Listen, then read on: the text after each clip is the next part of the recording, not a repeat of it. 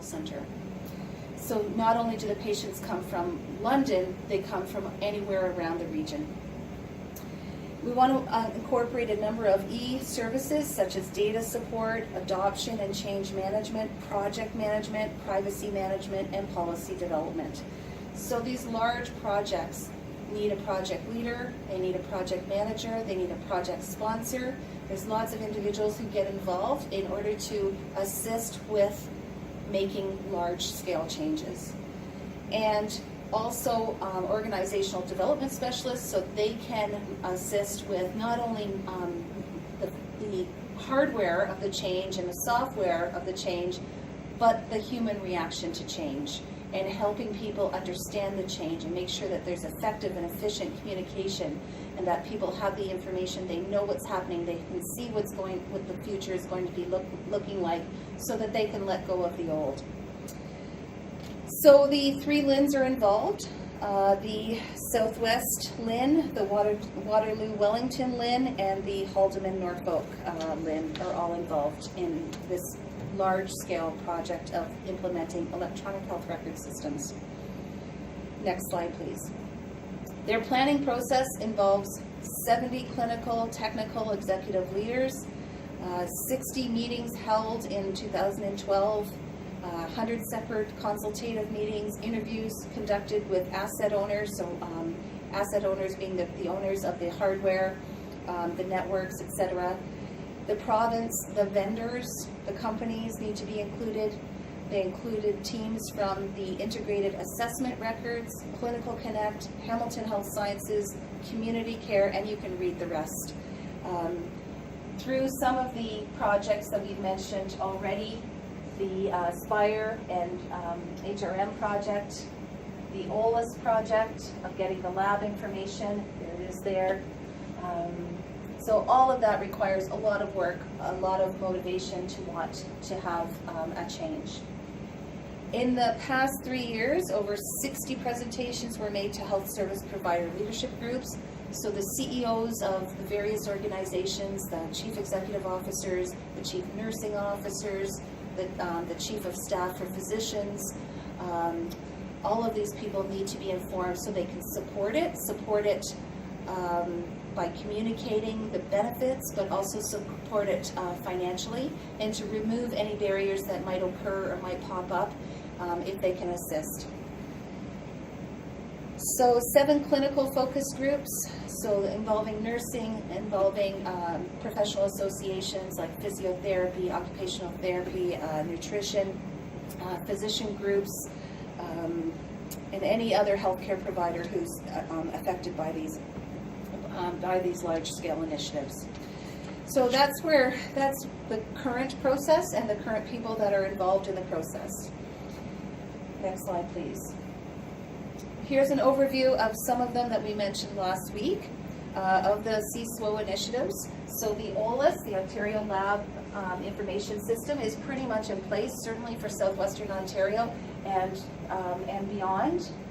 So we can view lab information from around Ontario, but not yet Quebec, not yet some of the other provinces. The diagnostic imaging repository is very similar. We're pretty much finished with that project and connecting to the repository through the Clinical Connect system for all across Ontario. The resource matching and referral system, that's still in its pilot phase. So we haven't been quite there yet with that one. The SPIRE project that we talked about last week has been implemented in in London, Erie, St. Clair, which is the Sarnia region, over to Windsor, and has just now started, as we saw through that video, just now started in the Hamilton, Norfolk, outside of Toronto. And then eventually, as I said, the Care Connect in Toronto is underway, and once it's connected, they'll connect Southwestern Ontario to it. The e-referral notification system through SPIRE and through the family physician receiving a notification that their patient is in the hospital and when they get discharged is underway in a pilot phase, but yet not fully implemented. The regional integrated decision support, so that's a long, lengthy term for a group of people meeting regionally and using the information that they mine from the system to make informed decisions on how to improve the system. So we have, locally we have regional user groups that meet based on their subspecialties. So we have a regional user group for the imaging system, a regional user group for the lab system, a regional user group for the cardiology system. So they meet individually, and then they have representatives who meet together as a coordinated and collaborative group. So those are some of the initiatives that I mentioned. Clinical Connect is the viewer system that is underway from Hamilton, implemented from Hamilton to Windsor and all the way up to Owen Sound. And then we'll move out towards the Toronto area. Next slide, please. So the benefits. Why are we doing all of this? We want to realize benefits.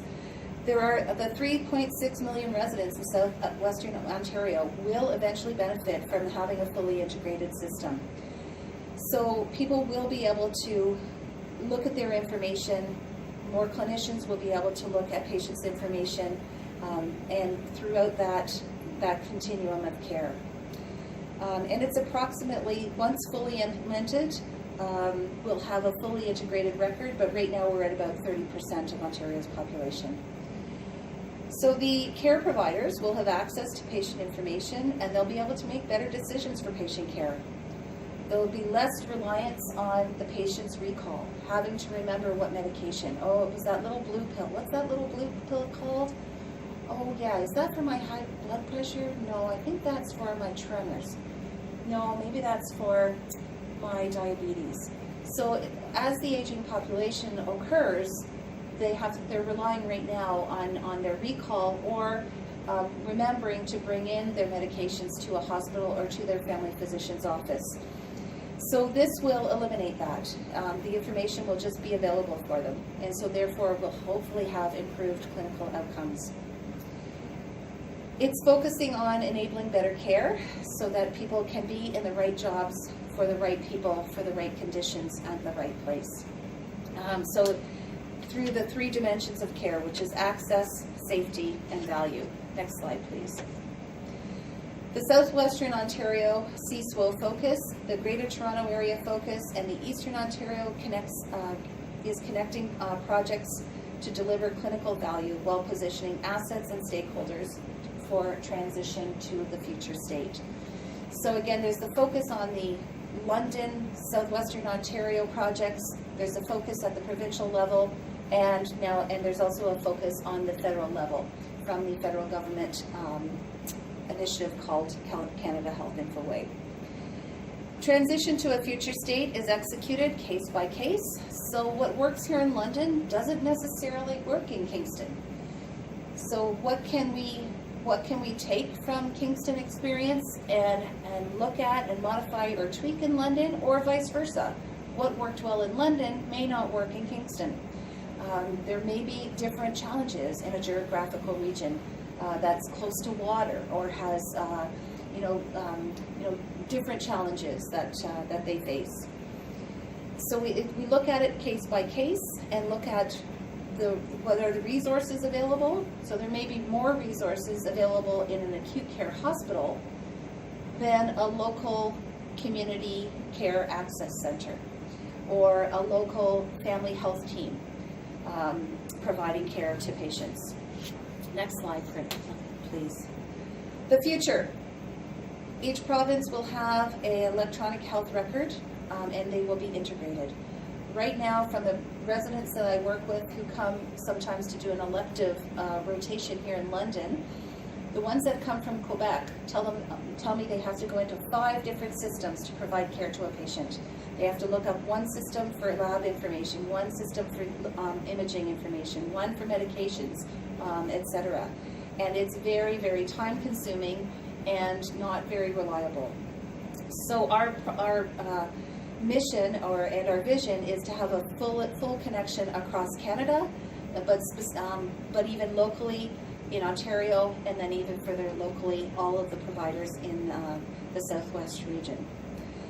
We want a client registry that links the client's identity so that I'm not thinking that I'm looking at the same Maureen Doherty-Nielsen as this other record. If they're different, they're different. And if they are the same, we want to make sure the records are the same. And to make sure that all the providers have the same information. And it's crucial to ensuring safety, that all the relevant information is attached to the electronic patient record. So to my own personal record, not having one set of information, say if I presented in St. Thomas Hospital, and different information in the London Hospital. It should be seamless and it should be the same. If it's put in St. Thomas, I should be able to see it, the physician should be able to see it in London. And that one client isn't erroneously attached to another electronic health record. So say if there were two Maureen Doherty-Nielsens, I want to make sure that my information is my information and not the other person's. And we're not connected. That it's separate and distinct and private and confidential. The provider and consent registries ensure that a client's need for that privacy is honored, and that the setting in which the provider is accessing the information is secure. So our electronic health record system, of course, you need a login to get into. And sometimes there are multiple layers of logins, and that's because of the security requirements needed for that very sensitive information. Just to give you an example of that, our own physicians, if they're not a psychiatrist, they cannot get into the psychiatry aspect of a patient's chart unless it's deemed necessary to do so. So they would have to order a psychiatry consult, they would have to collaborate with the psychiatrist and request full access to the patient's healthcare system. So it's not an automatic given that we give access to that. The provider registry also enables the electronic referral and that coordination of that care. So making sure again that the patients who are sicker get care quicker than a patient who is not needing that immediate referral. But that we get the person to see the patient based on the condition of the patient. Next slide, please. Terminology services validates the quality of the data that's in there and normalizes the clinical terms, so people know what a CBC is, a complete blood count. There isn't a different name for it in a different system. We know what a chest x-ray is. We know what medical resonance imaging is. And again, there's not different names for it in different systems. So it's normalizing the clinical terms and providing the standards for those terms. And that, again, improves the care because people aren't guessing and people aren't missing things. It improves their safety. The One ID portion is the One ID to access information for systems like the viewer, the Clinical Connect viewer. I don't have to have a different ID to access the imaging versus the lab information versus the cardiology information. It's just the One ID through the viewer. And what makes that secure is that the HIAL, the access layers that are built in. So it supports the clinician's workflow and adoption through a single sign-on to the provincial electronic health record. The service-oriented architecture connects point-of-care systems to the electronic health record and help integrators discover relevant EHR services and information, and provides the information required to access those services. So the POS systems are the infrastructure, the blueprint, if you will, of how all the networks work. Subscription and notification services allow clients to be notified when the relevant information is available. So for example, on our FirstNet system, when in the emergency room, when the lab results come back, there's a new icon that indicates that there's a lab result there, and it's just a little picture of a vial. When a medication has been administered, again, there's a notification via an icon that people are notified that a medication has been delivered. On a per request basis, de-identification services prepare copies of EHR data sets for health systems and research. So if I'm a researcher, I can request through a research ethics board that I use the data sets within an electronic health record, but they have to be de-identified. So I have to take off the identifiers on the imaging if I'm going to use it, and I have to take off the PIN numbers and the patient's names of the patients before I use that information in my research or continuous improvement. Even if a patient's case is being used for teaching rounds, for every Wednesdays, there are surgical teaching rounds that teach the residents certain things about certain cases.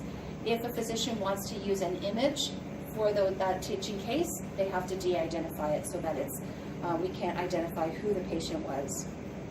So that can be done on a per request basis and usually done through our Health Information Management Department. So the CSWO makes sure that we are honoring patient privacy and confidentiality principles. So there's auditors that audit provincially, and they do chart audits. We also have local auditors. So in the London Health Sciences Centre and St. Joseph's Healthcare here in London, we have entire departments who by law, governed by the law which is PHIPPA, P-H-I-P-P-A, they audit the charts on a regular basis. And if they find an access that is suspect or questionable, then they have to investigate it and find out whether it was a reasonable access, so that the person was providing care for the patient, and perhaps it just wasn't overt, and people didn't really know that they were, but they were.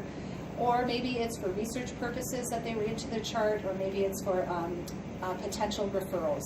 So they audit the charts to make sure they can match up the people's access with the actual patient and making sure that that's appropriate.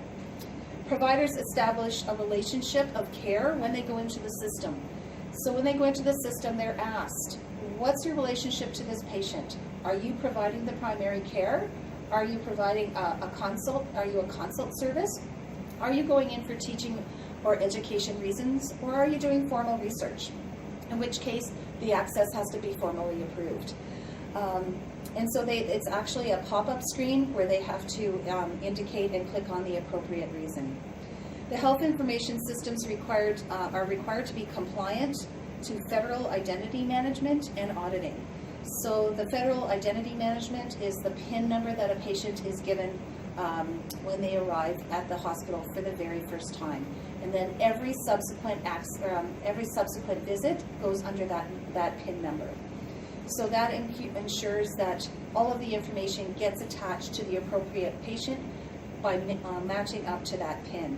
And those PINs are audited on a regular basis, making sure that we didn't give a secondary PIN to another patient, to the same patient. The only time a patient can get a secondary PIN is if they go to another hospital. So there's a different PIN for St. Thomas, there's a different PIN number, and a PIN is defined as patient information number. There are different PINs for different hospitals, but if you come back to the same hospital, the information goes listed under that PIN.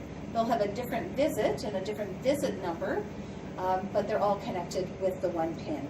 And that's to make sure that all the information is contained in one area. Excuse me, the privacy impact assessments and the threat risk analysis are required to be done on all systems. So when we mentioned computer security, it's an ongoing process where our IT department is always assessing potential risks and potential privacy breaches. You know, are we giving out too much information? Have we secured that information? What have we got in place? So it's constantly being audited to ensure that the patient's information is private and protected. So those privacy controls are managed through business processes and due to limitations and threats imposed by electronic health record systems. So the constant auditing and ensuring that the information is private. And if a patient wants more security on their chart, they can certainly access that, and there can be certain notifications if a person goes into their chart to ensure that they are declaring that they are accessing the chart appropriately. If a physician or any care provider is going to a chart and it's not overt as to why they're going into that chart, they do have the ability to explain and put a note on the chart. It's a log that they can log why they were in that chart. And that's the first place the auditors will look if there's a questionable access or some sort of investigation that they are doing. Next slide, please. So last checkpoint, CSWO. stands for Connecting Southwestern Ontario, is focused on enabling better care for people across Southwestern Ontario. Through what 3 dimensions of care? I'll give you a moment to take a look at those. Would it be A, accountability, safety, and value? Would it be B, access, privacy, and value? C, assets, privacy, and value? Or D, access, safety, and value? And the answer is D, access, safety, and value. That's what the mandate of the CSWO is. I'm going to stop there. I'm going to, next slide please. What I'd like you to do is to take a look at this video. Once you've had a look at the video, come on back to the slide presentation.